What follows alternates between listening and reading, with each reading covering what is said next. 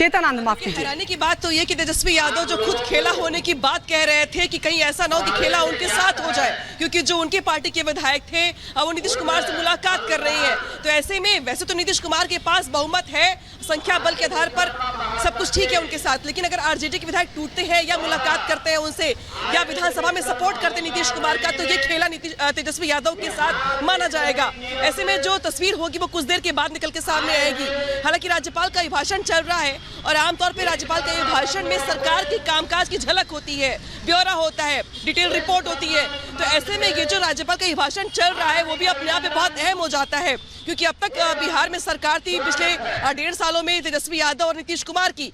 तो राज्यपाल का जो भाषण है इसमें जब वोटिंग होगी अनामिका, जब वोटिंग होगी, जब लॉयल्टी टेस्ट होगा तो कौन क्रॉस वोटिंग करता है, इसको लेकर भी टेंशन बढ़ी हुई है तेजस्वी यादव के चेहरे पर भी और नीतीश कुमार के चेहरे पर भी।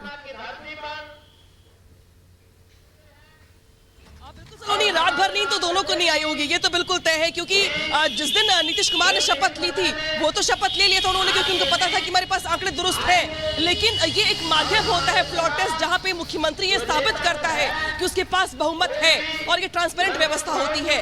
ऐसे में विधायकों की मौजूदगी, विधायकों की वोटिंग और क्रॉस वोटिंग ना होना, विधायकों का एब्सेंट ना होना, बहिष्कार ना करना, ये बहुत सारी बातें इंपॉर्टेंट हो जाती हैं। और शायद यही वजह कि राज्यपाल बार बार विधायकों को सदन में मौजूद रहने की अपील कर रहे हैं। हालांकि इस अपील के बीच जो बड़ी खबर आती निकल के तेजस्वी यादव के 2 विधायक मुलाकात करते नीतीश कुमार से, तो ऐसे में क्या ये जो मुलाकात है अगर कन्वर्ट होती है वोटिंग में तो असल में खेला हो जाएगा तेजस्वी यादव के साथ। ऐसे में कुछ देर तक का इंतजार करना होगा हमें, क्योंकि जो कल से बैठकों का दौर चला है इसके बाद से आज वोटिंग की बारी है और देखना ये होगा कि नीतीश कुमार इस बार जिस तरीके से उनको माना जाता है कि वो चाणक्य है, क्योंकि 3rd नंबर की पार्टी है नीतीश कुमार की बिहार में, लेकिन उनके दोनों हाथों में लड्डू रहते हैं, सरकार इसके साथ बनाए या उसके साथ बनाए, मुख्यमंत्री वही रहते हैं। अनामिका, बिहार की राजनीति के लिए चाहे कोई भी दल हो, नीतीश कुमार क्यों जरूरी है, जेडीयू क्यों जरूरी है, ये अंकगणित हम सभी जानते हैं।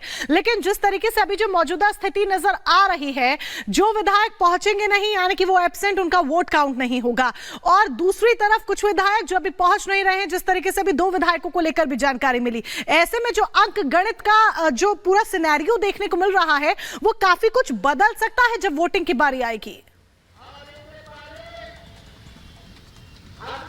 देखिए, अगर अंकगणित की बात करें तो यहाँ पर नीतीश कुमार के पास 128 विधायक हैं उनके पास, एनडीए और जेडीयू की मिलाकर के, माफ कीजिएगा बीजेपी जेडीयू की मिलाकर के, साथ ही हम पार्टी जो कि जीतन राम मांझी की पार्टी है उनकी पार्टी भी, और एक निर्दलीय सुमित कुमार, वो भी नीतीश कुमार के साथ है। तो संख्या नीतीश कुमार के पास पहले से भी कम नहीं थी। हाँ, तेजस्वी यादव पर निगाहें जरूर इस बात को लगी हुई थी कि तेजस्वी यादव कहीं ऐसा ना हो, क्योंकि तेजस्वी यादव ये भी बयान दे चुके हैं कि नीतीश कुमार की पलट मार राजनीति की वजह से जेडीयू के कुछ विधायक ऐसे हैं जो नाराज चल रहे हैं। तेजस्वी यादव ने इस बात का जिक्र भी किया था कि जेडीयू के खुद के विधायक खुश नहीं नीतीश कुमार से। तो ऐसे में आंकड़े के इतर दावा ये किया जा रहा था कि कुछ ऐसा ना हो जाए कि जब जेडीयू के कुछ विधायक तेजस्वी से जाकर मुलाकात कर लें या तेजस्वी के पक्ष में वोट कर दें या वोटिंग के वाले दिन एब्सेंट रह जाए या वोट करने ना जाए, तब खेला होने की गुंजाइश ज्यादा थी। लेकिन अगर आज विधायक प्रॉपर मौजूद रहते हैं, पूरे मौजूद रहते हैं विधानसभा के अंदर, तो नीतीश कुमार की सरकार को फिलहाल कोई दिक्कत नहीं है, ये बिल्कुल तय माना जाए, क्योंकि अगर जो आंकड़े अब तक के हैं वो बताने के लिए काफी कि नीतीश कुमार कहीं से भी खतरे में नहीं सरकार के मामले में।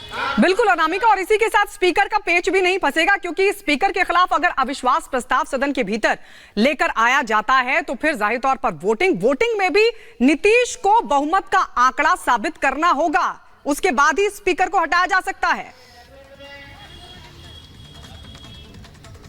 देखिए, स्पीकर बहुत ही अहम हो जाता है और महाराष्ट्र की उस का जो हमने देखा घटनाक्रम, राजनीतिक घटनाक्रम, उसके बाद स्पीकर की भूमिका काफी अहम हो जाती है। और ये सभी जानते हैं कि स्पीकर उसी का होता है जिसके पास सबसे ज्यादा संख्या होती है, जिसके पास बहुमत होता है। तो ऐसे में जैसे ही बहुमत का आंकड़ा पार करेगा नीतीश कुमार का दल, या यूं कहे तो जेडीयू और एनडीए मिलकर के यहाँ पर अगर घोषित कर ले जाते हैं कि उनके पास बहुमत है, तभी मान लिया जाएगा कि जो स्पीकर है उनको विश्वास प्राप्त नहीं है विधायकों का, तो अविश्वास पत्र यहाँ पर पेश किया जाएगा। इसी के साथ स्पीकर हटा दिए जाएंगे।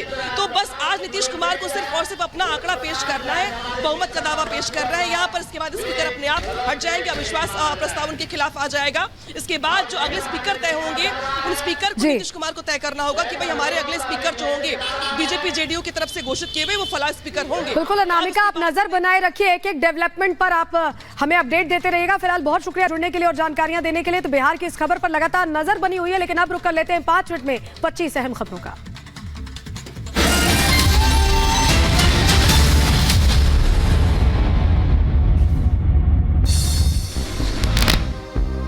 राज्यपाल के अभिभाषण के साथ शुरू हुई विधानसभा की कार्रवाई। फ्लोर टेस्ट के लिए सभी दलों के विधायक मौजूद। बिहार के सीएम नीतीश कुमार अपने विधायकों के साथ विधानसभा पहुंचे। आज नीतीश कुमार की है अग्नि परीक्षा। विधानसभा पहुंचे सभी बीजेपी के विधायक। आपको बता दें, परिसर में जय श्री राम के लगाए नारे भी। बीजेपी विधायकों ने किया जीत का दावा। नित्यानंद राय के साथ विधानसभा पहुंचे जीतन राम मांझी। फ्लोर टेस्ट में होंगे शामिल। बिहार की सत्ता के लिए आज बड़ा दिन। अपने विधायकों के साथ बिहार विधानसभा पहुंचे तेजस्वी यादव। हाथ हिलाकर समर्थकों का किया अभिवादन। बिहार में फ्लोर पर आरजेडी नेता मृत्युंजय तिवारी का बड़ा बयान। कहा, सत्य परेशान हो सकता है लेकिन पराजित नहीं। बिहार विधानसभा के बाहर कड़ी की गई सुरक्षा व्यवस्था। भारी संख्या में पुलिस बल तैनात। तेजस्वी आवास पर विधायकों की बैठक पर आरजेडी ने बीजेपी पर कसा तंज। कहा, बीजेपी करे तो रामलीला और आरजेडी करे तो कैरेक्टर ढीला। बिहार में फ्लोर टेस्ट को लेकर बोले जेडीयू नेता केसी त्यागी। कहा, डर की कोई बात नहीं, हम आसानी से पास करेंगे फ्लोर टेस्ट। बीजेपी नेता शहनवाज हुसैन का आरजेडी पर हमला। कहा, आरजेडी के सपने रह जाएंगे अधूरे। जेडीयू और बीजेपी फ्लोर पर बहुमत साबित करेगी। अमृतसर में किसानों ने की दिल्ली चलो मार्च अभियान की शुरुआत। भारी संख्या में एकजुट हुए किसान। सरकार के खिलाफ जताई नाराजगी। किसानों की तरफ से बुलाए गए दिल्ली चलो विरोध मार्च से पहले गाजीपुर सीमा पर कड़ी की गई सुरक्षा। भारी संख्या में तैनात किए गए पुलिस के जवान। किसानों के मार्च को लेकर हाई अलर्ट पर प्रशासन। टिकरी बॉर्डर, सिंधु बॉर्डर और गाजीपुर बॉर्डर पर लगाई गई धारा 144। प्रधानमंत्री मोदी ने दी रोजगार की मेगा सौगात। 1 लाख युवाओं को सौंपे नियुक्ति पत्र। युवाओं को भविष्य के लिए किया गया प्रेरित। उत्तर प्रदेश के देवरिया में आयोजित हुआ राष्ट्रीय धर्म सम्मेलन। कार्यक्रम में शामिल हुए बीजेपी के नेता ब्रजभूषण शरण सिंह। लोगों को बीजेपी नेता ने किया लोगों को संबोधित। सपा कार्यकर्ताओं ने मुलायम सिंह यादव को भारत रत्न देने की मांग की है। पार्टी दफ्तर के बाहर लगाए पोस्टर। सरकार से की मांग। उत्तर प्रदेश के बरेली में बीजेपी ने नारी वंदन कार्यक्रम का किया आयोजन। महिलाओं को केंद्र सरकार की योजनाओं के बारे में किया गया जागरूक। आज हरिद्वार का दौरा करेंगे उत्तराखंड के मुख्यमंत्री पुष्कर सिंह धामी। नारी शक्ति महोत्सव का करेंगे उद्घाटन। राजस्थान के उदयपुर में सरकारी अस्पताल में लागू की गई वॉकी टॉकी सेवा। सुरक्षा के लिहाज से किया गया ये फैसला। उत्तर प्रदेश के मथुरा में यमुना एक्सप्रेसवे पर कार और बस की जोरदार भिड़ंत। हादसे की वजह से बस और कार में लगी भीषण आग।